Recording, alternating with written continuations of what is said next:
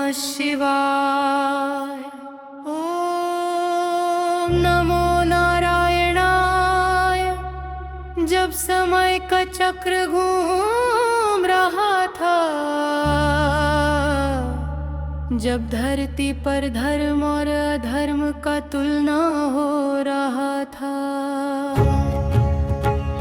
तब भारतवर्ष के हृदय में एक ऐसी कथा जन्म ले रही थी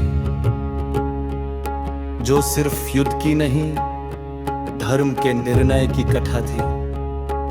इस कथा का नाम था महाभारत। उस समय हस्तिनापुर का सिंहासन चमक रहा था। राजा शांतनु गंगा के किनारे चलते हुए भविष्य के लिखे हुए शब्दों से अनजान थे।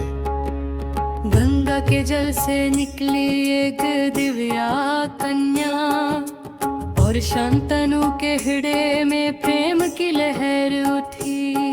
पर गंगा के प्रेम के साथ आई शर्त, और उस शर्त के साथ आया एक बालक देवव्रता। देवव्रता बड़ा हुआ तेज बुद्धि और बल में उद्गत। देवव्रता बड़ा हुआ तेज बुद्धि और बल में अद्भुत। देवव्रता बड़ा हुआ तेज बुद्धि और बल में अद्भुत। पर समय ने उसके लिए एक ऐसी प्रतिज्ञा लिख रखी थी जो युगों तक याद रखी जाएगी।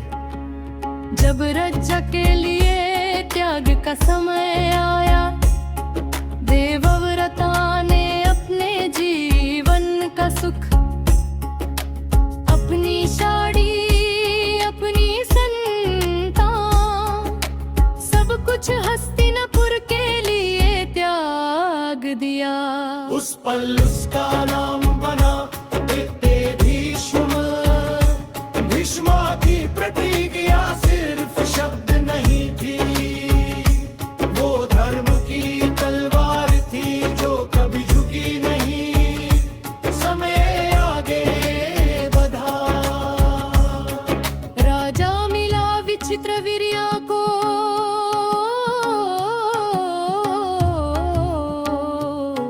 पर भाग्य ने उसे जल्दी बुला लिया। राजा फिर से अस्थिर हो गया। तब व्यासा के वचन से जन्म लिया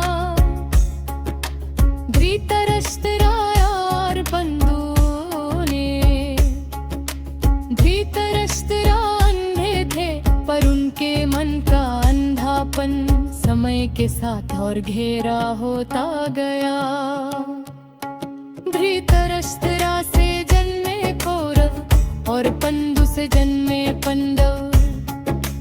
एक तरफ शक्ति दूसरी तरफ धर्म, पांडवों में जन्मे युधिष्ठिर का सत्य, भीम का बल, अर्जुन का लक्ष्य, नकुला सहदेव की शुद्धता, और उनके साथ चल रहे थे श्री कृष्ण के दृश्याचरण। पर हस्तिनापुर के महलों में ईर्ष्या ने भी जन्म ले लिया था। दुर्योधन का अहंकार, शकुनी की चाल, और अधर्म की धीमी मुस्कान भविष्य के युद्ध का संकेत दे रही थी।